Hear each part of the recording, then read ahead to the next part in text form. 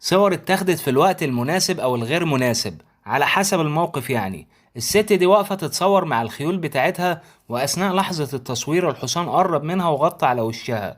عين البغبغان هنا تحس ان هي العين التانية للشخص ده، بس رسمتها او شكلها غريب جدا. الكلب ده بقى ساب الدنيا كلها وجه يعملها جنب اللوحة، فالصورة طلعت بالمنظر اللي انت شايفه ده. بصراحة مش عارف هل المصور قاصد ياخد الصورة بالزاوية دي، ولا هو كان بيتعامل بطبيعته وجات معاه بالصدفة. بنت بتصور صديقتها، وجه واحد من وراهم وحط ايده على الترابيزة، فباين في الصورة زي ما يكون الايد طالعة من بقها هي. اثناء التقاط الصورة دي بقى كانت البنت طارت من على المرجحة، واكيد طبعا حصل لها اصابات.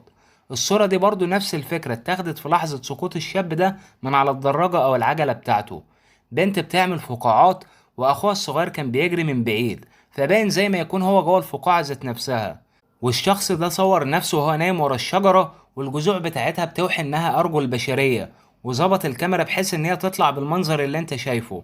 شعر ديل الحصان ده مش شعر الولد، لكن ده شعر بنت صغيرة بتجري ورا منه، ولو ركزت هتلاقي رجلها باينة في الصورة. في الحقيقة بقى هم كلبين مش كلب واحد، واحد واقف على الأرض والتاني قاعد جنب صاحبه. المصور اللي خد الصورة ديت جابها بزاوية معينة بحيث يبان إن جسم الكلب طويل جدا.